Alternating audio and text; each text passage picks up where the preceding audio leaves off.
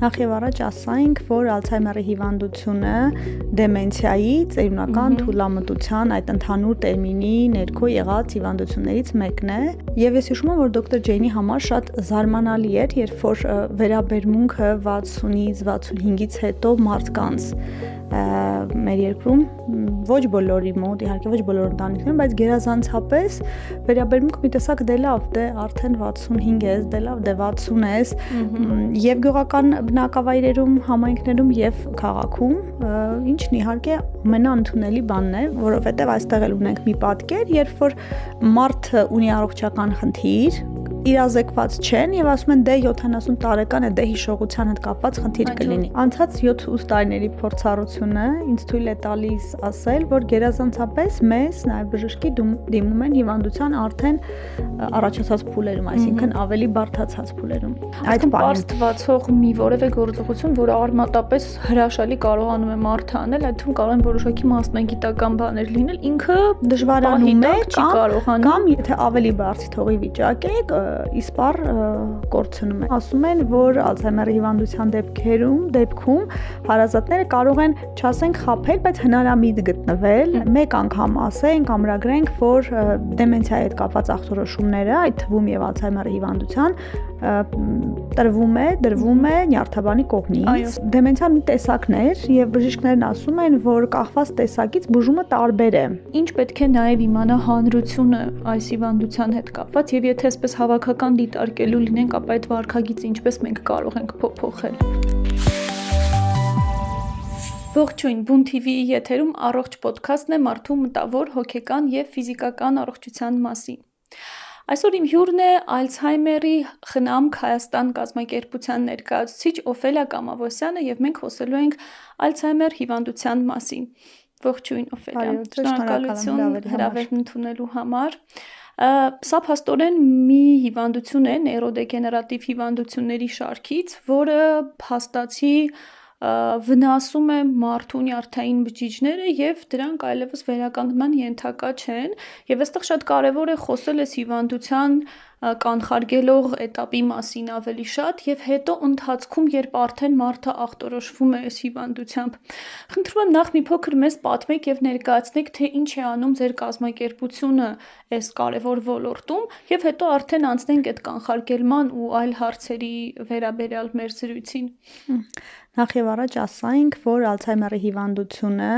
դեմենցիայի ծերունական թուլամտության այդ ընդհանուր տերմինի ներքո եղած հիվանդություններից մեկն է, որի ժամանակ մարդը խնդիր է ունենում կոգնիտիվ գործառույթների հետ կապված։ Դրան էլ իհարկե կանդրադառնանք։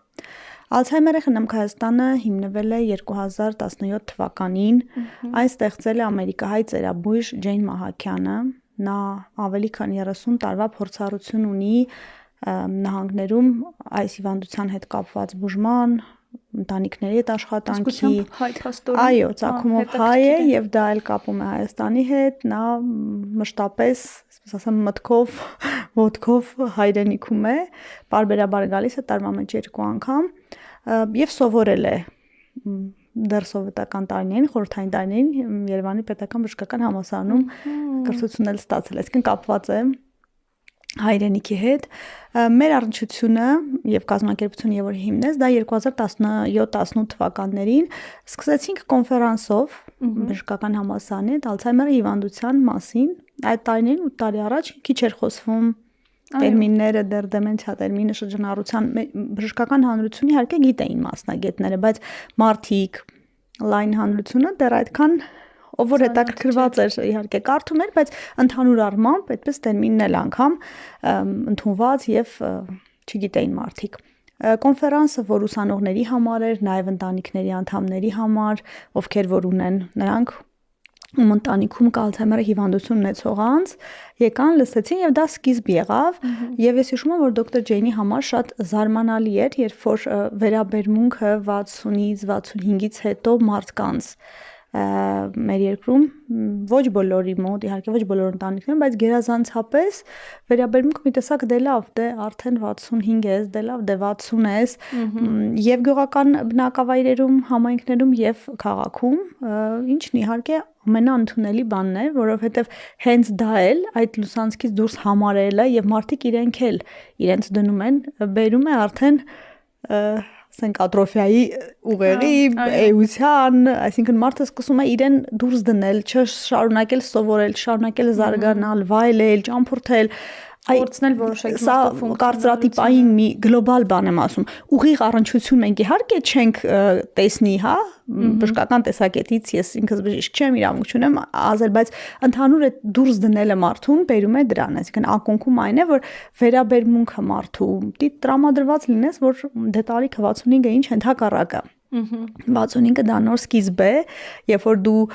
արդեն հիմնական հոգսերը, այսպես ասած, ընտանեկան, այդ բեռը, որ ամեն դեպքում թե տղամարդ թե կին ունեն, դա արդեն թոթափել ես եւ կարող ես ապրել քեզ համար։ Սրա մասին իհարկե կասենք երկրորդ շնչառության եւ այդ սկզբի։ Սա էր կազմակերպության մասին այն ակունքներում եւ սկսեցինք աշխատել մի շարք ուղղություններով։ Հիմնական ուղղություններից էր հիվանդության վերաբերյալ հանրային իրազեկումը, որպեսզի մարդիկ իմանան, թե ինչի մասին է խոսքը, ճանաչեն հիվանդությունը։ Սրա բաղադրիչներից մեկը խարանն է, ամոթն է, դրան էլ առանձին կանդրադառնանք, թե ինչու են ամաչում, ինչպես են ամաչում, ինչ դրսևորումներ է ստանում այդ խարանը, եւ ինչպես վարվել, եթե տանը կա հիվանդ անձնավորություն, այս խնդիրներն ունեցող, ում դիմել, սա մի առանձին ուղղություն է, ինչպես վարվել իր հետ, ինչպես հաղորդակցվել եւ ինչ ճանապարհ անցնել մինչեւ ախտորոշումը, որովհետեւ այստեղ էլ ունենք մի պատկեր, երբ որ մարդը ունի առողջական խնդիր, իրազեկված չեն եւ ասում են դե 70 տարեկան է, դե հիշողության հետ կապված խնդիր կլինի։ Ծերունական խնդիրների հետ են կապում առանց կոնկրետացնելու եւ նույնականացնելու։ Ոչ եւ ոչ։ Տարիքը առողջ ծերացումը եւ դեմենցիան, ծերունական թուլամտությունը, դրանք տարբեր բաներ են։ Մարդը մինչեւ կյանքի վերջին օրը պետք է լինի սթափ մտքով, գլխով եւ սա է, որ պիտի ճանաչենք, իմանանք, այսինքն եթե կան երևույթներ, դրանց էլի կանադառնան կասկածամտություն, վարքային փոփոխություն, հիշողության հետ կապված անհապաղ պետք է դիմել մասնագետի, ընթացակարգն էլ մարդկանց կհուշենք, թե ուր պետք է գնան, ինչ պետք է անեն։ Եկեք թերևս այս մասից էլ սկսենք։ Ինչու, որովհետեւ շատ ընտանիքներում, երբ արդեն այդպես 60-ից 65-ից անց, հա, ընտանիքի անդամ են ունենում եւ ուղղակի նկատում են, որ տարօրինակ է մի փոքր պահվածքը եւ այստեղ հիմնականում այդ հիշողության կորստի հատվածն է, որ ընդգծվում է, թե այնտեղ մի քանի այլ խնդիրներ էլ կան հարակից, տեսողության հետ կապված, վարքագծի եւ այլն, հա։ Ինչպես փորձեն ընտանիքի անդամները ավելի ուշադիր լինել եւ հենց կոնկրետ ինչի վրա պիտի ուշադիր լինեն, որ սա կարծես ազդակ լինի արդեն գնալ նյարդաբանի մոտ եւ մասնագիտական օգնություն ցուցաբերել, այլ ոչ թե այդպես ինչպես մենք տեսնում ենք մեծամասնության բaragայում, ասում են, որ դե ուղղակի ծերունական վիճակ է եւ ուղղակի աչք են փակում այդ process-ի վրա, հա, ոնց կարողանանք իրենց ճիշտ ուղղորդել։ Անցած 7-8 տարիների փորձառությունը ինձ թույլ է տալիս ասել, որ գերազանցապես մեզ նաև բժշկի դիմում են հիվանդության արդեն առաջացած փուլերում, այսինքն ավելի բարդացած փուլերում։ Այն փոքր ախտանշանները, որ լինում են, սիմպտոմները, մարդիկ դրանց ուշադրություն չեն դարձնում։ Դե ոչինչ, բայց դա հենց այն շրջանն է, որ պետք է անհապաղ դիմել բժշկի։ Պատկերավոր մենք համեմատություն ենք անում միջանցիկ քամու ժամանակ դրան կամ պատոհանի շրխկալով փակվելու, այսինքն դու պիտի հասցնես բռնես այդ հատվածը։ Երբ որ խոսում ենք կոգնիտիվ ֆունկցիաների մասին, դրանում նաև բացի հիշողությունը տարածական կողմնորոշումն է։ Դրանում գրելու կարողությունը, կարդալու կարողությունը շատ տարբեր։ Երբ որ դուք ասում եք մարդիկ հիշողության խնդրի դեպքում են դիմում, շատ դեպքեր անցած օր ինձ մի կին մոտեցավ, հիշողության խնդիր կասեմ ինչով ուներ, ասաց ես գրել չեմ կարողam, գրելն էր դժվարանում։ Եղել են դեպքեր, երբ որ ծնողին տարել են ինչ-որ կարևոր տեղում նոտարի մոտ ստորագրելուց եւ գրիչի հետ, այսինքն անունը գրելու հասկացան ու գրելու ֆունկցիան, այսինքն մարդու դա էլ է կոգնիտիվ ֆունկցիաների մեջ խնդիր ունի այս պահին։ Այդ պարզվացող մի որևէ գործողություն, որը արմատապես հրաշալի կարողանում է մարդը անել, այդ թվում կարող են որոշակի մասնագիտական բաներ լինել, ինքը դժվարանում է կամ եթե ավելի բարձր թողի վիճակ է, իսպառ կորցնում է։ Եղել են դեպքեր, որ մարդիկ անգիր չեն անում, մի կին մոտեցավ ասաց ես հայր մերն էլ չեմ կարողանում ասել, այսինքն անգիր անելը, այստեղ է որ արդեն կասենք թե մենք ինչ լուծումներ ենք առաջարկում նաև այս բaragում, այսինքն պետք է ուշադիր լինել հարազատի հանդեպ եւ այստեղ հետաքրքրականն է, երբ որ ցավ կա, ցավը որպես ախտանշան է մյուս օրգան համակարգերի դեպքում, մարդը ցավ ունի, ինքը հակված է գնալու բժշկի, բայց եթե ինքը կասկածամիտ է կամ ինչ որ ոչ միշտ է, սկզբնական փուլերում մարդը ունի այդ քննադատական մոտեցումը, որ կարծես թե իմ մոտ մի բան այն չէ, բայց հետո արդեն իրենք հրաժարվում են, կխուսափեն բժշկի գնալուց։ Հետո մի երևույթ էլ կա, որ հարազատներն իրենք էլ կարծես թե թաքցնեն։ Եղել է որ զանգ են տալիս մարդիկ եւ սկսում են մեղմ ներկայացնել, ասենք ծնողի հետ կամ ամաչելուց, կամ ուղակի սիրելուց, ասում դե լավ ոչինչ, ասենք շորերը, հա, ասենք շորերը հակառակի հակեր կամ տարբեր կամ ձմեռային ամառը ինչ որ մի բան կամ տնից գնում են եւ հասցեն փորձում են եկել մեղմ ներկայացնել եւ այն դեպքերում են դիմում, երբ որ արդեն շատ ուշ է եւ շատ ակնհայտ։ Այո, ես ինչու եմ դեպքերով ասում մարդկանց, որովհետեւ հիմքը իմ այսօրվա խոսակցության ներկայացնելու դա մարդկանցից ստացված, այսինքն իրական դաշտից եկած ինչու եմ ինձ մեծ պատասխանատվություն այս թեմայով խոսել, ինչու եմ դա այս ստանձնել, որովհետեւ ես պարբերաբար եմ զանգեր ստանում։ Մարզերից մեկից մի տղազանգել էր, ասում էր հայրս լավ չի զգում, բայց ուզում է վարել մեքենան։ Ես ինչ անեմ, որովհետև արդեն հասկանում էր, որ դա խնդիր կարող է լինել նաև մյուս մարդկանց կյանքի համար, այսինքն ինչ այդ տարել էր, որտեվ լավ զավակ էր, այսինքն իր ծնողն է, բայց այս դեպքում արդեն եւ այստեղ որ մեր փորձառու շատ խնամատարների խորհուրդն են փոխանցում, ասում են, որ Ալցհեյմերի հիվանդության դեպքում հարազատները կարող են, չասենք, խաբել, բայց հնարամիտ գտնվել, այսինքն տվյալ դեպքում ես խորհուրդ տվեցի, որ մեքենան տանը չկայանեն, այլ տեղում կայանեն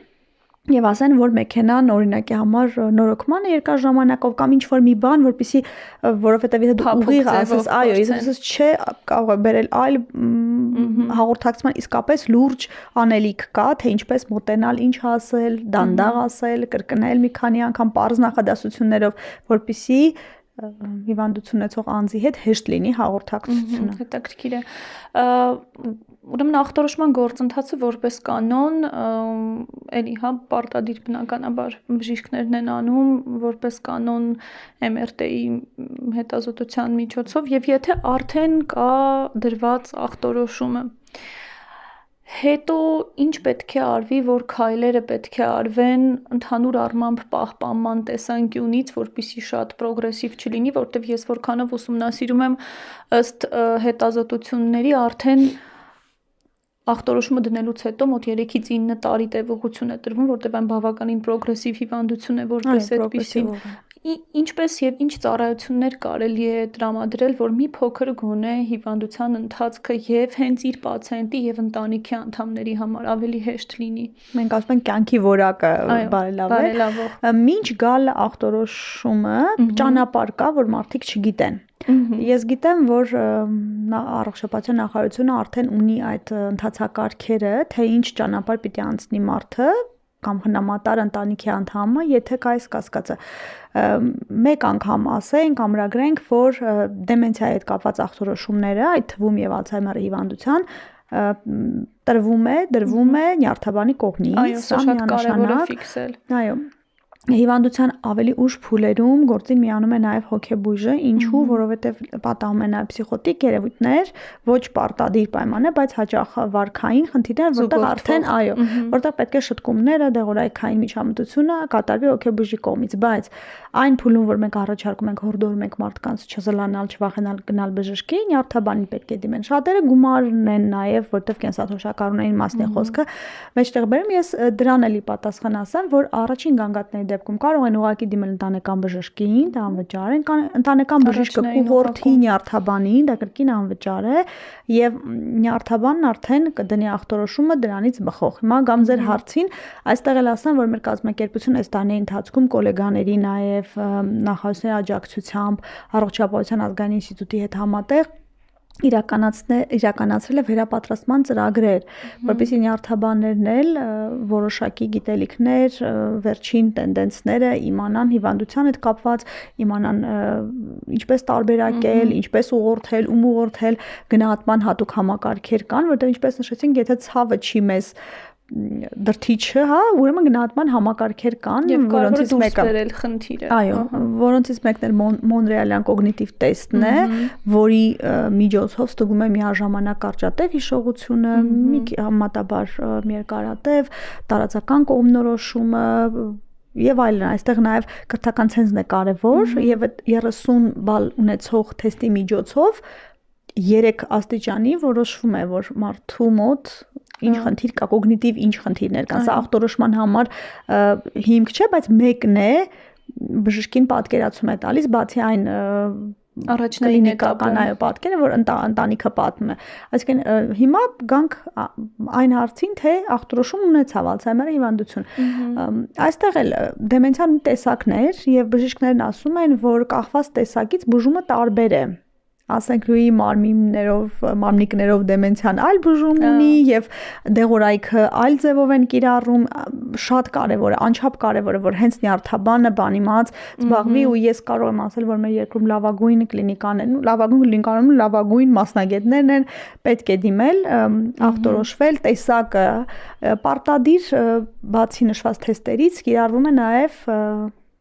MRT հետազոտությունը հատուկ մշակված ծրագրով։ Այո, եւ այնտեղ տեսնում են ուղեղի, որ հատվածներն են ախտահարված, ինչ աստիճանի եւ այլն։ Բոլոր դեպքերում բացի դեղորայքային բուժումը կախված վիճակից, երբ որ բժիշկը կորոշի նշանակել, ցուցված է այսպես կոչված ակումբներ կոգնիտիվ խթանման վարժություններ։ Այստեղ է որ արդեն նորից գալիս են Ալցհեյմերի խնամք Հայաստան կազմակերպության դաշտ եւ ոչ միայն։ Մենք ունենք հիշողության եւ աջակցության սրճարաններ, հենց բառն սրճարան է, որովհետև դրանք այնտեղ այսպես ասենք հիվանդ մարդիկ չեն, երբեմն մարդիկ շատ ուրիշ ընկալում ունեն, զավակները զլանում են ծնողներն են անհարմար զգում, ծերանոց է, ծերանոց չէ, բառը ընդհանրապես չենք օգտագործում, ես կբերեմ օրինակներ, թե մարդիկ ինչ սիրով են գնում այնտեղ, որտեղ իրենց հասակակիցներն են, որովհետև ինչքան էլ առողջ ու լավ հարաբերություններ ունեն ընտանիքի անդամների հետ, թոռների հետ, զավակների հետ, տարեկցի հետ իրենց զրույցների թեման ուրիշ է, ուրիշ սերունդ է, ուրիշ երաշտական ճաշակ, այո, բոլորովին այլ բան է։ Մենք շատ ենք ունեմ դեպքեր, որ մարդիկ գալիս են, դե ես հայտնի ճարտարապետ եմ եղել, ես հայտնի բժիշկ եմ եղել, իմ տեղը չի բան, բայց առաջի հանդիպումից մենք ասել ենք լավ, դուք եկեք, դուք փորձեք, բայց հետո իրենք գտել են եւ մեկ ուրիշ ճարտարապետի, մեկ ուրիշ երաշտի բժշկի եւ սկսել են հաճախել ու այն արձագանքները, որ մենք ստանում ենք, որ իմ կյանքը փոխվեց, որ իմաց ստացավ, սա վկայություն է դրան, ուրախությամբ ուզում եմ ասել, որ արդեն մի քանի տարի Առողջապահության նախարարությունը իրականացնում է առողջ երկարակեցության պետական ծրագիր, որը մեծամասամբ նպատակ ունի նաև դեմենցիայի կանխարգելումը։ Սա ամբողջ հանրապետության տարածքում է լինում, թե միայն Երևանում։ Այս պահին, ես քանի որ համակարգում եմ այդ ծրագիրը, կարող եմ ասել, որ այս պահին մենք ունենք 11 հիշողության առողջ երկարակեցության, այսինքն ակումբներ Երևանի վարչական շրջաններում, Նոր-Նորքում, քանի որ համայնքը շատ է մեծ, 2 ունենք եւ անընդհատ ընդլայնելու ենք, բացի դրանից արդեն մարտից կգործեն 4 ֆիզիկական ակտիվության ինտենսիվ խմբակներ։ Սրանք այն խմբակներն են, որ հիմնական առողջ երկարակեցության ակումբների մարդկանց մեջ հիմնականում կանայք են գալիս, դա էլ մի առանձին թեմա է ու հարցը ինչու, այո։ Ուզում եմ անպայման քննարկենք։ Դրան էլ կանդրադառնանք, կան նաև հարգարժան տատիկներ, որ ակտիվ են, կարող են եւ իրենց բավարար չէ այն նվազագույն ֆիզիկական ակտիվությունը, որ ստանում են կոգնիտիվ վարժանքներ, որ ստանում են ակումբներում եւ դրանց համար անսալով իրենց խնդրանքին որոշում է կայացվել արդեն ապրիլից եւս 4 ֆիզիկական ակտիվության ակումբներ բացել։ Հետաքրքիր է, որ մենք ունենք նաեւ Վանաձորում ակտիվ երկարակեցության ակումբ, ունենք Կապանում եւ չասեմ պիլոտային, բայց փորձ ենք արել Արարատի մարզի Շահումյան գյուղում էլ ունենալ, որպեսզի տեսնենք մարդկանց արձագանքը գյուղական համայնքներում, որովհետև բնակչությունը մտածելակերպը տարբեր է։ Ավելի պահպանողական է։ Այո, բայց պատկերացրեք, որ որտեղ մարդիկ հետո գյուղերում ներգրաված են ակտիվ ֆիզիկական աշխատանքով, իրենք այգիներում աշխատում են ու իրենց համար դա լրացուցիչ ֆիզիկական ակտիվություն է, բայց այն ինչ որ անում ենք, դա էլ հետաքրքիր է, երբ որ իրենք հագնվում են, տրամադրում են, տեղ են գնում, որովհետև սովորաբար տատիկներին միշտ մենք ենք այդպես անցալել, որ մեկն է որ մեզ թխում է, եփում է, օգնում է, պահում է, բայց տատիկներն էլ իրենց ապրելու ժամանակ, չէ՞ որ իրենք ամբողջ կյանքը դա արդեն արել են եւ հիմա վերջապես գալիս է երկրորդ շնչառության ժամանակը։ Մենք խորհուրդ ենք տալիս, որ շաբաթվա մեջ այդ մի ժամը, շաբաթվա մեջ այդ 2 ժամ ուղղակի տրամադրել ձեզ, ուղղակի տրամադրել ձեզ հեռախոսները դնել մի կողմ եւ վայելել եւ ընկերանալ եւ երաժշտություն լսել, էքսկուրսիաներ գնալ, վարժություններ կատարել, որովհետեւ ինչքան էլ իրենք գիտեն, որ տանը պետք է վարժություններ անեն, հոդերի, մատների չեն անում։ Իսկ խմբով նաեւ սա հետաքրքրական է, նոր շփումներ հաստատելը, նոր ընկերներ ծանոթանալը, սա իսկապես կյանք փոխող փորձառություն է, որ մենք տեսնում ենք։ Այ տեսեք, հետաքրքիր է, որ Ալցհեյմերի մասով մինչ օրս այդպես շատ հստակ պատճառները վերհանված չեն այս հիվանդության ու 70% եւ ավելը դիտարկվում է որպես գենետիկորեն արտահայտող հիվանդություն, բայց շատ են հետազոտությունները եւ նաեւ խորհուրդները այս մասով, հա, որ պետք է մինչ այդ մտածել եւ վարքագծի կենսակերպի միջոցով ինչ որ իմաստով այդ կանխարգելումը անել։ Օրինակ, չգիտեմ, եթե մենք ատամները լվանում ենք միշտ աջ ձեռքով, ցանկալի է գոնե շաբաթվա մեջ 2-ից 3 անգամ ձախ ձեռքով լվանալ։ Եթե մենք ինչ որ բան խառնում ենք աջ ձեռքով, փորձենք ձախ ձեռքով սա անել։ Այդ կանխարգելման մասով, հա, ինչ ուղեցույցներ ունեք եւ ինչ եք հորդորում այն մարդկանց, ովքեր մոտ են այդ տարիքին եւ գուցե իրենց մոտ եւս սա դրսեւորվի, փորձեն ինչ որ իմաստով կանխարգելել, ինչ գործողություններ պիտի անեն։ Ասեմ, հումանելով մեր եվրոպացի գործընկերներին, որովհետեւ Ալցհեյմեր խնամք Հայաստանն է, Ալցհեյմեր Եվրոպա կազմակերպության անդամ է, 41 եվրոպական այլ երկրների հետ, եւ երբ որ գնում ենք, մեզ հետազոտություններ այնտեղ արվում են գիտական կենտրոններում, 14 ռիսկի գործոն կա, եթե մարդը կյանքի ընթացքում դուք ասում եք 50-60, ես ասեմ 40-ից մենք դա պահենք։ Այո։ Զգալի չափով կկանխարգելենք դեմենցիան, դրա մեջ այնպիսի գործոններ, ինչպիսին է լսողությունը, քրոնիկ հիվանդությունների կոմպենսացված պահելը, այսինքն բարձր ճնշում բոլորը ունեն սիրտանոթային խնդիրներ։ Այո, սիրտանոթային խնդիրներ, շաքարային դիաբետը, այս բոլոր խնդիրները, որ կան վահանաձև գեղձը, պետք է կոմպենսացված պահել, այսինքն հետևել, չասել դե 160 է ճնշումս, բայց ես լավ եմ չխմեմ, ոչ, եթե ճնշումը զարգերակային 160 պիտի անպայման դեղորայք ընդունեք, որպեսզի գա։ Հաստորեն խթանիչ լինել այս տեսակ հիվանդությունները։ Այո, միանշանակ ժառանգականության գործոնի մասին դուք խոսեցիք, սա էլ մեկուսացումը, երբ որ մարդը չի շփվում, շատ կան դեպքեր, որ շատ ինտելիգենտ կիրթ մարդիկ իրենք ասում են, որ ես տանը գիրք եմ կարդում, ես չգամ, ես ինձ հետաքրքիր եմ, բայց դու մենակ ես։ Այսինքն սոցիալական շփումները նույնպես նոր մարդկանց ճանաչելը նույնպես խթանում նոր նեյրոններ առաջանալու ճամփորդելը մենք շատ խորհուրդ ենք տալիս նաև իհարկե բժիշկներից սովորած մենք ինքներս էլ այս տարի ընթացքում բժիշկների հորդորներն ու կոչերն ենք լսել, որ եթե օրինակ ձեր թորանը մանկապարտեզտան մեկ այս ճանապարհով, մյուս անգամ եկեք այն ճանապարհով։ Եթե օրինակ հանդիպումների ժամանակ լինում է ինչ որ մեկը նստում է ձախ կողմի, ասենք այս նստարանին, ես միշտ խորհուրդ եմ տալիս մեր մասնակիցներին, ասում եմ փորձեք դուք ձեզ վարժություն արեք, ոչ թե միշտ եկեք նստեք այն տեղում, որ դուք սովոր եք, այլև հələ այս անգամ էլ նստեք աչի վերջից, երկրորդ առաջին, այսինքն այս փոփոխություններն են շատ կարևոր, նոր համեր, նոր հոտեր փորձելը, նոր տեղեր գնալը, դե մաքուր օդը գիտեք, բաներ կան, որ հնարավոր է,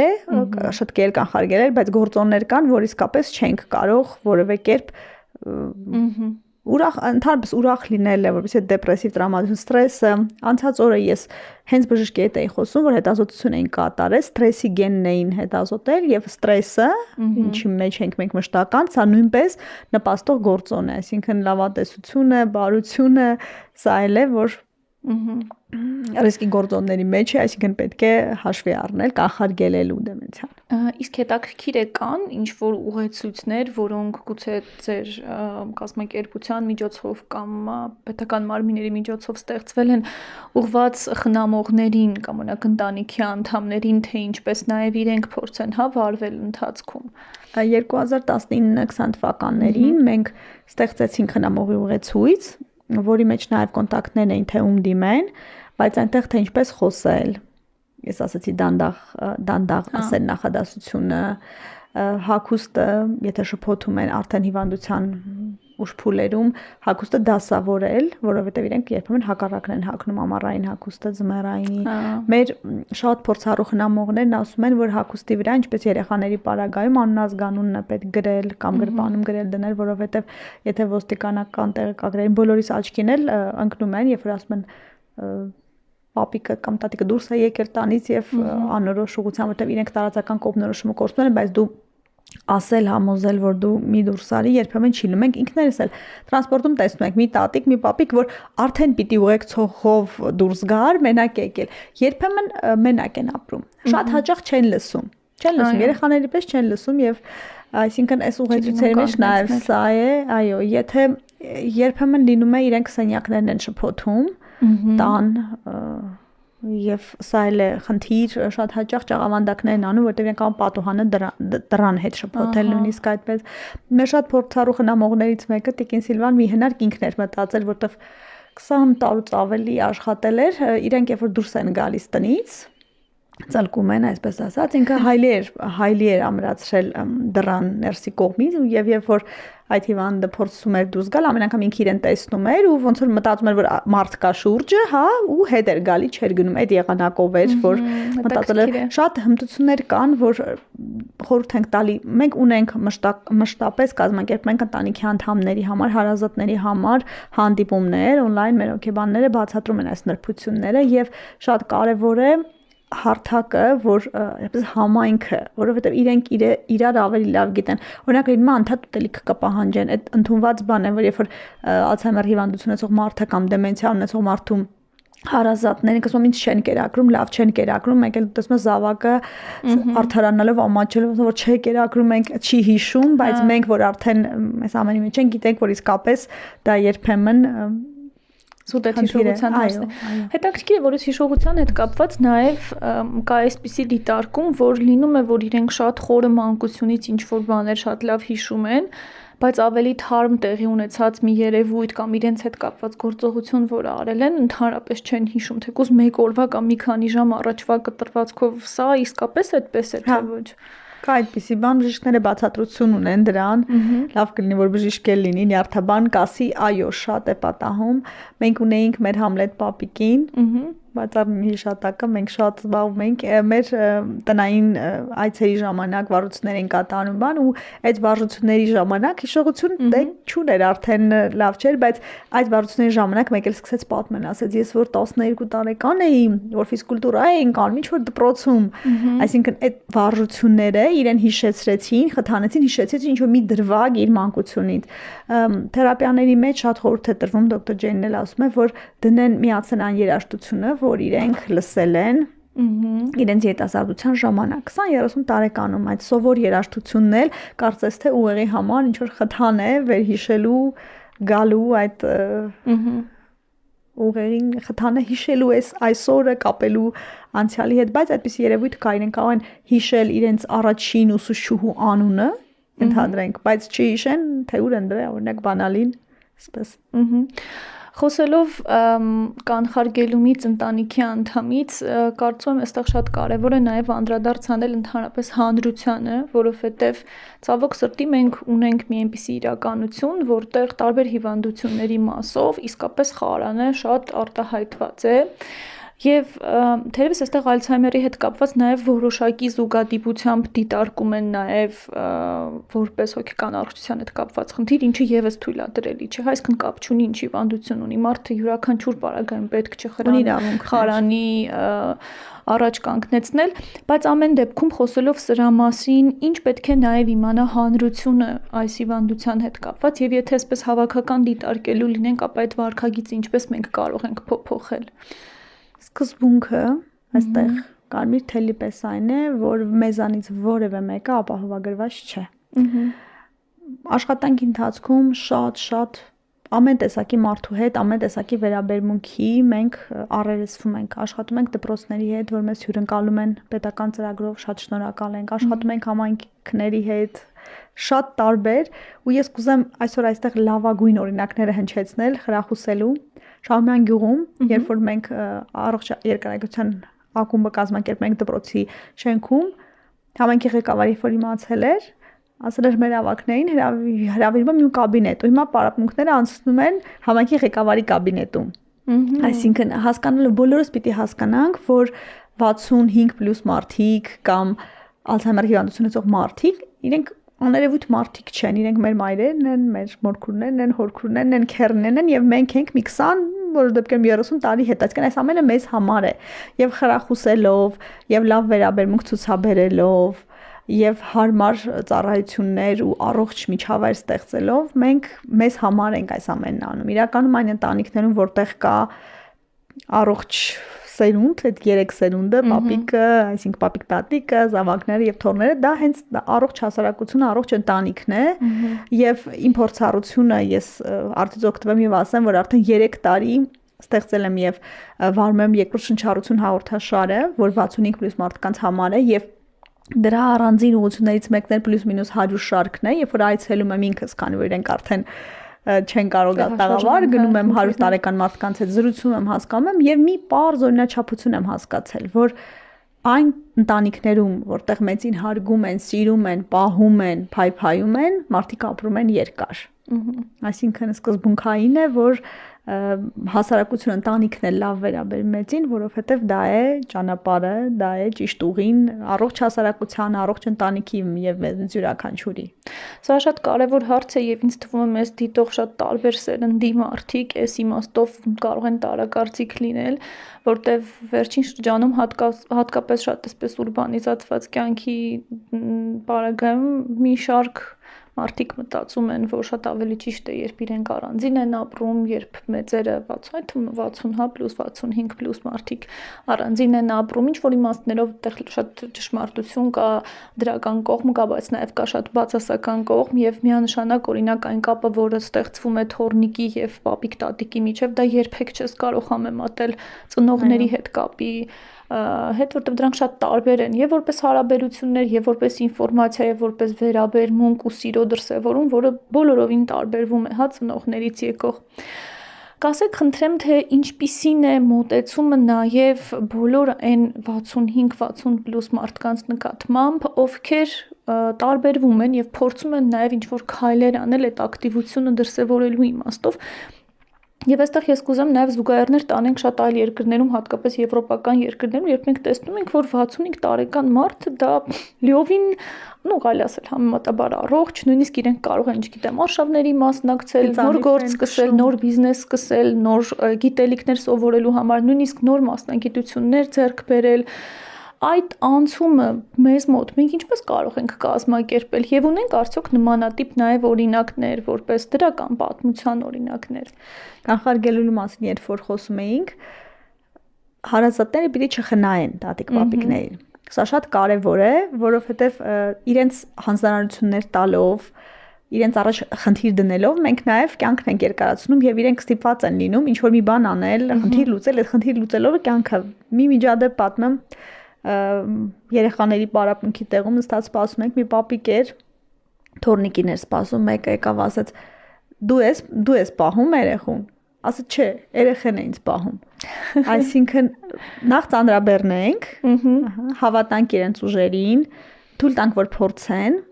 վերջին տարիներին ուրախությամբ ասեմ, որ շատ բան է փոխվել, հատկապես գիտակից մարդիկ հասկանում են, որ թե իրենց ծնողը զբաղված է, գնում է արշավներ, գնում է առողջ երկարակեցության ակումբ, կյանք ունի, հետևաբար կյանք ունի բովանդակային առումով եւ չի խառնվում։ Շատ հաճախ մենք սկեսուների հետ խնդրեմը կա, ինչից է, որովհետեւ այդ մարդիկ բացի ընտանիքի հոգսից ոչինչ չունեն։ Սկզբում երեխաները իրենց կարիք ունեն, հետո թորներն ունեն, հետո տան հոգսը, բայց մարդը անվերջ է ցիկլին, այո, եւ ինչ որ մի պահից իրենք պայմանական ասենք պետք չեն։ Մի կին կար իմ հյուրերից շատ կան հաջողության պատմություն, ասում էր, երբ որ վերջին թորնիկս էլ դարավ 6-րդ դասարանը, ես հասկացա, որ ես անպետք եմ։ Ստեղից էլ գալիս է վերաբերմունքը եւ պիտի իրենց համար գործ գտնեն, պիտի իրենց համար երկրորդ շնչառություն վերցնելու հնարավորությունը տեսնեն, իրենք էլ պիտի չբացառեն։ Շատ հաճախ ախր մեր ավակներն էլ ունեն այդ խնդիրը, դուք էլ նկատած կլինեք, երբ որ ավտոբուսի մեջ որևէ տատիկի տեղ է զիջում, ինք ասում է թող թորս նստի, թող երեխան նստի, այսինքն մեր տատիկներն էլ պիտի այդ արժանապատիվ կեցվածքը տանը իրենց իրավունքը, իրենց հագնելու, իրենց դուրս գալու այդ ինքնուրույնությունը, ազատությունը իրենք էլ պիտի ունենան, զգան, պահանջեն եւ կստանան։ Այսինքն միայն տատիկություն անելը, միայն պահածոները, միայն տան հոգսը ակամայից իրենք արդեն սկսում են ապրել այդ ընտանիքի երիտասարդների կյանքով, թորան կյանքով, բայց թորի կյանքը իր կյանքը չի, իր կյանքը իր ընկերուհիներն են, շատ տարբեր է լինում։ Զավակներ կան, որ խրախուսում են, երեխայի պես ձեռքը բռնած բերում են իրենց ծնողին, մի քանի անգամ գալիս են հետո մինչև ինտեգրվում է։ Դեպքեր կան, երբ որ հենաշարժողական խնդիրներ ունի, ուղեկցում մարդիկ համբերատար այդպիսի զավակներ կան։ Այդպիսի պատկեր ունենք մենք, որ գալիս են, նստում են ամեն անգամ ինչ որ մայրը կամ հայրը կվերջացնի իր դասընթացը, իր հանդիպումը եւ ուղեկցում են ճիշտ այնպես ինչպես ժամանակին ծնողն է իրենց տարել երաշտական դպրոց նստել, սպասել։ Մենք խոսեցինք դրա մասին, որ Ալցհեյմերի դեպքում հաճախ նաեւ այդ ինչ որ ամոթի խնդիրն են, հա, ունենում ընտանիքի անդամները, որ չեն խոսում։ Այստեղ գուցե կարիք ունի, դուք էլ իհարկե ուղղեք ինձ, եթե ես սխալ եմ ասում, կարիք ունի նշել այն, որ այս հիվանդությունը եւս կարող է ինչ որ իմաստով ուժ վրա հասնել, եթե մենք թույլ ենք տալիս այդ տարիքի մարդուն կամ այդ տարիքի մոտ գտնվող մարդուն ինքնադրսևորվելու, նոր բան սովորելու, այդ ավելի պիտանի իրեն զգալու հնարավորություններ ունենալու դեպքում եւ գուցե այստեղ կարիք ունենք նաեւ այս գերխնամքի մասին էլ մի քիչ խոսել, որ փոխադարձ է, այսինքն երեխան իր հերթին է փորձում այդ գերխնամքը դրսևորել, ասում է, չէ, դու պետք չի որ աշխատես, պետք չի որ դու սա անես, որովհետեւ մենք մահվան մարդիկ պետք է ընդհանրապես եւ հակառակն էլ է լինում, որ իրենք էլ ոնց որ փորձում են շատ այդպես թույլ չտալ, որ իրենց հետ կապված որևէ բաներ անեն, քայլեր ձեռնարկեն, ինչ որ այդ էլի խոսում է գերխնամքի մասին եւ այստեղ փոխադարձության արդյունքում տուժվում է եւս Ալցհեյմերը փաստորեն ի նպաստ դրա չի աշխատում եւ մենք պետք է փորձենք փաստորեն ինչ որ այլ կողմից մոտենալ։ Բալանսավորված։ Դուք ասացիք, որ համատեղ կարող են չապրել նույն կենցաղում, նույն ընտանիքում, բայց առողջ հարաբերությունները ամեն մեկն իր դիրքում մնալը դա շատ կարեւոր է։ Այո, կա թորների համար ամեն ինչ անել, տանել, զբաղեցնել, բայց կա իր ժամանակը, կա իր ցանկությունը այս կամ այն բանն անելու եւ չզբաղեցնելով ծնողին խնդիր չտալով լուսանցքից դուրս դնելով մենք ուղղակի իրեն ուղում ենք եթե ցանկություն ունի աշխատելու թող աշխատի մի հաջողության պատմություն կար դպրոց վերադարձած մասնագետ 70 անց ասում էր զավակներս սրերով սվիններով ընդունեցին երբ որ ես ուսուցիչ էի աշխատեմ բայց ես կոտրեցի այդ դիմադրությունը տեսնում եք մարդը ամբողջ կյանքը դպրոցում է աշխատել երեխաների հետ իրեն դժվար է նստել տանը, թեկուզ որ նյութական խնդիր չունեն, չուզում պապիկ լինել ուղակի այդպես իջնել տաղավարում նարդի խաղալ, միայն նարդի խաղալ, նարդել է խաղում, բայց մենք դեպքեր ենք ունեցել, որ 68 տարեկանում հիշողության սրճարան եկած մասնագետը գործ է գտել եւ արևից չի եկել, որովհետեւ շատ զբաղված է, շատ տարբեր հաջողության պատմություններ ունենք։ Երկրորդ շնչառության իմաստն էլ հենց դա է, ցույց տալ, որ 90 տարեկանում մարդիկ դահուկ են քշում, ապրում են լիաթոք կյանքով եւ տարիքը իրենց դեպքում ընդհանրապես խոչընդոտ չէ, որովհետեւ մտածողության հարցն է, ընդհանրապես կոգնիտիվ ֆունկցիաների խթանումը, կարդալը, նոր լեզու սովորելը, այս ամենը մարդու կյանքը երկարացնում է ուղեղի առողջության առումով սա շատ կարևոր է, որ պիտի զբաղվել անընդհատ, չթողել, չզլանալ։ Մենք միշտ խորհուրդ ենք տալի անել այն, ինչը չեք ուզում անել այն, ինչը ավելի դժվար է, եւ սա ունիվերսալ խորհուրդ է բոլորի համար, մեզնից յուրաքանչյուրի համար, որ այն, ինչ մեզ դժվար է տրվում, թվում է թե դժվար է, այստեղ է, որ մեր ոնց որ ուղեղին քիչոր ենք տալիս, պետք է դա անել։ Խոսելով նաև այդ սեռական տարբերությունների, սեռային տարբերություններից ներողություն, արդյոք Ալցհեյմերի դեպքում կա որոշակի սեռային տարբերություն կանանց մոտ ավելի շատ է դրսևորվում, տղամարդկանց մոտ ավելի քիչ կամ հակառակը, թե ոչ, ինչպիսին են ընդհանրապես ցուցանիշները, թվերը, ստատիստիկ տվյալները։ Վիճակագրությամբ Ալցհեյմերի հիվանդություն ավելի շատ ունենում են կանայք, քան տղամարդիկ։ Մեր ակումբների փորձով կարող եմ ասել, որ գերազանցապես գալիս են կանայք, հիշողության եւ աջակցության սրճարանում կան ընտանիքներով են գալիս տղամարդիկ են, բայց պետական ծրագրում առողջ երկարակցության հիմնականում կանայք են։ Սա եւ մտահոգի չէ եւ ունի բացատրություն։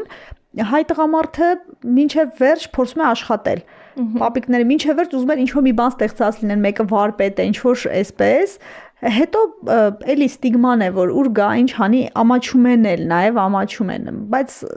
աշխարհի փորձը մենք տեսնում ենք, որ պապիկներն էլ են գալիս, չէ, տղամարդիկ էլ են գալիս, բայց մեզ մոտ դեռ չենք հասել դրան, բայց մեծամասամբ իրենք աշխատում են, իրենք արդյունք են ստեղծում, բայց նաև ունեն չտկտկալու դրանից բխող հետևանքներով, երբ որ մարդը հիվանդությունը զգում է, տքում է, գնում է բժշկի, բուժում է, իսկ պապիկները այսպես կանգնած գնում են, ես անկեղծ ասած դրան դեմ եմ, սա համարում եմ խնդիր, նաև իմ համար ոլորտում աշխատող մասնագետի, որ պապիկներն ներգրավենք, դրա համար երբ որ գնում եմ, տեսնում եմ, ասենք պապիկներ են, համոզում եմ, բուկլետը տալիս են, բացատրում են, իրենք ասում են հա կգանք, բայց մասշտաբային առումով կարող եմ ասել, որ ամեն դեպքում պետական ծրագրում իրենք դեռ ակտիվ չեն նույնքան, ինչքան տատիկները, բայց մեզ մոտ Ալցհեյմերի խնամքում Արարատի խումբում են տղամարդիկ շատ ակտիվ, ունենք որ գալիս են, էջմիածնում ենք համոզում, որ գան պապիկներ։ Ալցհեյմերի խնամք Հայաստան կազմակերպությունը, ինչպես դուք նշեցիք, փաստորեն ունի բավականին լավ փորձառություն եւ համագործակցություն պետական մարմինների հետ։ Կա արդյոք նաեւ համագործակցություն միջազգային կառույցների հետ եւ ինչ ունենք նաեւ դրսի փորձից սովորելու եւ մեզ մոտ ներդնելու իմաստով։ Ես ասացի, որ մենք Ալցհեյմեր Եվրոպա կազմակերպության անդամ ենք, որտեղ նաև 41 եվրոպական այլ երկրներ են։ Ուրախալի փաստ ասեմ, որ սովորաբար զարգացող երկրները դե միշտ հետ են մնում, բայց շնորհիվ դոկտոր Ջեյնի փորձառության ամերիկյան փորձառության լինում է, որ ես միշտ հպարտանալու առիթներ ունեմ, որտեղ մի բան է նոր արարություն ներկայացնում, ասում ենք արդեն կիրառել ենք։ Արևելյան Եվրոպայում գործընկերները Լեհաստան, Չեխիազարման ոնց կիրավոց ունեք այդքան հիշողության սրճարան, էս անում եք ձեզ մոտ, բայց դա ինչի շնորհիվ, որտեղ մենք ոնց որ ամերիկյան փորձ ունենք առաջադեմ օգտագործում ենք, սա է իրենցից սովորում ենք, փորձի փոխանակում ենք անում իրենք ինչ հաջող ծրագրերն են, մեթոդներն են։ Օրինակ անցած տարի մեր իտալացի գործընկերները դեմենցիայի մասին իրազեկելու համար մուլտիկներ էին թողարկել, մուլտիկներ մեծահասակների համար մենք դա թարգմանեցինք հայերեն, տեղայնացեցինք կարճ, որպեսզի մարդիկ հասկանան, թե ուտելիքի հետ կապված կլմանակտի ինչ դժվարություններ ունի դեմենցիա ունեցող մարդը, երբ նրանք չեն ուտում, համալ կերպ են զգում, շատ տարբեր էսպիսի բաներ կա, որ իսկ առաջիկայի համար մեր գործընկերների հետ դրսի եւ առողջապահության նախարարության հետ հույս ունենք, որ այս տարվա ընթացքում արդեն կաշխատենք դեմենցիայի կանխարգելման ազգային պլանի վրա, որովհետեւ նախորդ փաստաթուղթը, որ ունեինք 2023-ից 26 թվականների համար էր, հիմա պիտի որ արդեն մշակենք 2027-2030 թվականը, հուսանք, որ միջազգային փորձագետների, դոնորների աջակցությունն էլ կունենանք, որովհետև այդ հիմնարար փաստաթղթի հիման վրա է, որ երկիրը դեմենցիայի կանխարգելման առումով մեր հաջորդ քայլերը որն են լինելու։ Իսկ այսպես ընդհանուր մոնիտորինգի ենթարկելով եւ գնահատելով ընդհանուր իրավիճակը, այդ թվում նաեւ ձեր կողմից կատարված ծրագրերի ազդեցությունը, որոշակի իմաստով փոփոխություն կա, օրինակ տեղեկատվության բարձրացման իմաստով, արդյոք այդ իրազեկման մակարդակը փոխվել է, թե չի փոխվել, վարքագծի կանոնների փոփոխման իմաստով, ինչպես կգնահատեք այդ փորձառությունը տարիներ անց, որտեղ բավականին երկար ժամանակ արդեն ինչ այս գործունեությունը ակտիվ սկսվել է Ալցհեյմերի ոլորտում։ Միանշանակ փոփոխություն կա, ես ասացի 7 տարի առաջ ինչ էր, ես հիշում եմ մեր առաջի փորձառությունը, առաջի հիշողության սրճարանը, որ կոմայգու, քաղաքապետարան դիմացի այգում կա թեյի տնակ, այնտեղ էինք անում, երբ որ մենք հյուրասիրում էինք սուրճը, ամեն ինչ մարդկանց երբ որ գալիս ենք, որևէ մեկը չէր գալի ու ես հիշում եմ այդ շրջանում մենք համոզում էինք մեր հարազատներին, ավակ սերնդի մեր տատիկներին, մեր մորաքույրներին, ասում ենք դուք եկեք, որովհետև եթե իմ հարազատը գալիս է, մյուսներն էլ կգան։ Ես հիշում եմ ինչ դժվարությամբ մենք այդ խումբը հավաքեցինք եւ շնորհակալ եմ բոլոր այն առաջի ծիծեռնակներին, որոնց շնորհիվ, որոնց օրինակի իրենց անընդհատ հարցազրույցների միջոցով ասում էին, որ գնում ենք, որ լավ է, ես Յուրա պապիկին եմ ուզում շնորհակալություն հայտնել, իմ մորաքույրն էր գալիս, իրենք բոլորը արդեն չեն գալի, որովհետեւ մի դեպքում գործ են գտել եւ այլն, բայց եղան առաջին ծիծեռնակներ, որ մարդիկ սկսեցին գալ։ Հետաքրքրական այն է, որ ամեն եկող հիշողության սրճարան կամ առողջ երկարակեցության ակումբ իր հետ բերում են ընկերուհուն, դասընկերուհուն, հարևանին, որովհետև իրենք տեսնում են, որ դա միանշանակ լավ է, հետաքրքիր է։ Այո, եւ արդեն խնդիր է դրված, որպեսի թվերը, այսինքն պահանջարկը շատ մեծ է, արդեն բյուջեն Այս ամեն ինչը արվում է իրենց համար անվճար հիմունքներով, չէ՞, սա եւս նշենք, որովհետեւ գուցե մարդիկ ովքեր ցանկություն ունենան չպատկերացնեն, թե իրականում ինչ է կատարվում տեղում, լսեն, բայց այդ վախերն էլ լինեն, մտածեն վճարով է կամ չհասկանան, չպատկերացնեն ինչ է տեղում կատարվում։ Բոլոր ծրագրերի մասին, որ մենք խոսեցինք, անվճար են եւ պետական ծրագիրն անվճար, նախապես ուղղակի պետք է հերթագրեն իրենց բնակության վայրին մոտ ակումբը գնան, ես կարող եմ ասել, որ այս պահին դեռ որոշ տեղերում համալրում ենք, օրինակ Զեյթունում ունենք տեղեր, Արաբկիրում դեռ կարող են գալ, Կենտրոնում կարող են գալ, ամեն դեպքում հետ չենք ուղարկում ոչ մեկին, որովհետև հասկանում ենք, եթե զարդերը կախել եւ տատիկը եկել է, պետք է անպայման օգտվի եւ աշխատակիցներն էլ ես ուզում եմ շնորհակալություն հայտնեմ մեր թիմին, հրաշալի մարդիկ են, հրաշալի, իրենք նյութական շահագրգռությունը չէ, որ իրենց ոլորտում պահում են, որտեղ դժվար աշխատանք է, իրենք սիրում են ու օրինակ ես Մալաթիա օրինակը կբերեմ, երբ որ ասում եմ դե թիմը մեծացավ, կիսենք, ինչ որ մի բան անենք, մեր խմբավարը օքեբան ասում եմ ես սիրում եմ իրենց, թող գան, ոչինչ, այսինքն իմ գործը կդժվարանա, բայց եւ այդպես ֆիզիկական ակտիվության խմբերում են, իրենք կապվում են, սիրում են, իրենց կյանքը փոխվում է, իսկապես մարդիկ գալիս են եւ շնորհակալություն են ասում, որ կյանքը փոխվել է շատ-շատ։ Ալցհեյմերը այնպիսի հիվանդություն է, որը ունի շատ այսպես մուլտիդիսցիպլինար մոտեցում, հա, նաև տարբեր մասնագետներ են ներգրավում, ինչպիսին է նաև մոտեցումը ձեզ մոտ հոգեբան, սոցիալական աշխատող, արդյոք հնարավորություն ստեղծվել է այս մոտեցումը եւս պահպանել այստեղ։ Մեր թիմը այսպես միջմասնագիտական է, ունենք հոգեբան, ունենք սոցիալական աշխատող, որ դեպքը գնահատում է, տեսնում ենք ինչի կարիքն ունի, ուղղորդում ենք, եթե հարազատներ կան, հարազատներին դեպք է եղել, որ տեսողության կապված խնդիր եղել օգնել ենք, մի դեպքում հաշմանդամության կարգի, ոնց որ մեր պարտականությունների մեջ ուղիղ չի մտնում, բայց փորձել ենք օգտակալ լինել։ Այն դեպքերում, երբ որ նյարդաբանի կարիք ունենք, ուղղորդել ենք մեր մասնագետներին, եթե ցավոք սրտի բանը հասել է հոգեբույժին, ունենք մեր հրաշալի Բժիշկ Փաշիկյանին իրեն ուղղորդել ենք, աջակցել, այսինքն հնարավոր ամեն բան փորձում ենք անել, ընտանիքների հետ աշխատել, իրենք գիտեն, որ կարող են դիմել, մենք կարող ենք ուղղորդել, դժվար կացության մեջ են լինում մարդիկ։ Եղել է որ զանգել են ասել են ինչ անեմ, ես ինչ անեմ, ուր տանեմ ծնողս, ես էլ եմ տարակուս ասում ախր ուր տանես, եթե ունի զավակ, ուրեմն դու պիտի պայես, բայց մարդիկ իսկապես դժվար իրավիճակում են, նա պիտի աշխատի, որ խնամի, խնդիր կարող են ունենալ, հպտությունների, որտեղ ծանոթ մարմնում ինքը տեսնում է բոլորովին այլ մարդ, հա, վարքի առումով հարաբերություններ են դժում, շատ դժվար է, շատ, որտեղ երբեմն ասում են դեպքեր եղան մամուլում, չի պահել, ամեն դեպքի մասին իհարկե առանձին պետք է բանենք, բայց ընտանիքի համար շատ դժվար է, իսկապես դժվար է, որովհետև վարքը փոխված է, իրենք պիտի գնան աշխատեն, նույնիսկ ընտանիքի անդամին չեն ճանաչում, այո, կասկածում են, տարբեր, շատ բարդ իրավիճակ է, պիտի գնա աշխատի, որպեսզի այդ դեղորայքի, թեկուզ գումարը վաստակի, որ հարազատի համար տանը երեխաների հետ փոքրերը թողել չի կարող, որտեվ ուշ փուլերում վարքի խնդիր կա, իսկապես բարդ է եւ հուսանք, որ զարգացած երկրների պես մի օր մենք էլ կունենանք կյանքի լավ որակ եւ մարդիկ հնարավորություն կունենան նաեւ խնամքի հաստատությունում հիմա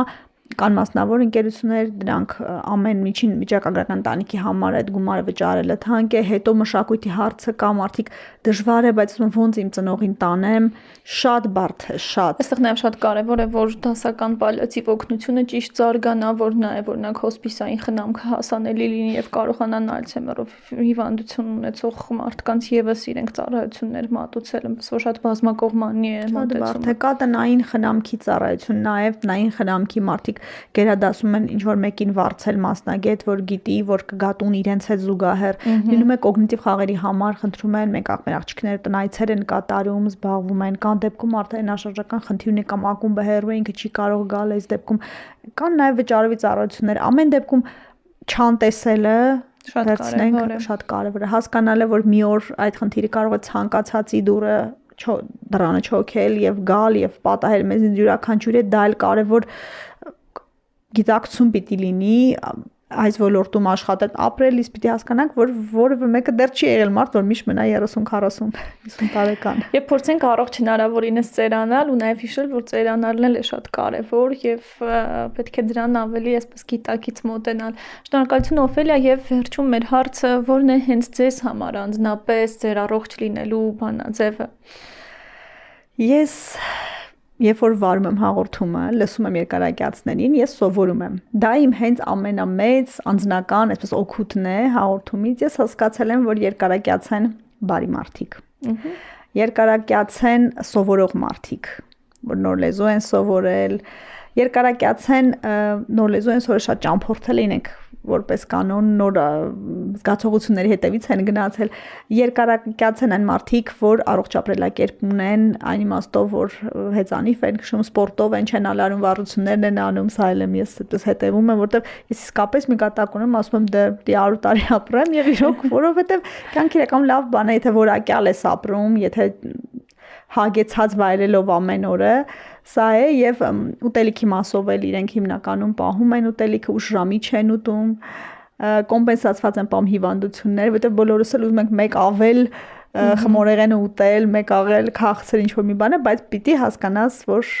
հետևել չալարել գնալ բժշկի անընդհատ գնալ որպեսզի հետո հիվանդությունների դեմն առնես որովհետեւ զարգացած երկրներում այնտեղ որտեղ Մարդիկ երկարակյաց են Ճապոնիայում ամենաերկարակյացներն են, չէ՞։ Առողջապահական զարգացած համակարգ կա, մարդիկ գնում են ընթացքում, իրենք նորոգում են օրգանիզմը, զբաղվում են, այնտեղ նույնիսկ կարծեմ ավելորդ քաշի դեմ շատ ինտենսիվ պայքար կա, այսինքն ամեն, ասում ենք, չէ՞, որովայնի պարագիզը մի սանտիմետրով կիչնի, դա առողջություն է, աշխատում ենք, սովորում ենք, այսպես։ Շնորհակալություն։ Բուն TV եթերում առողջ ոդքասթներ, ցտեսություն։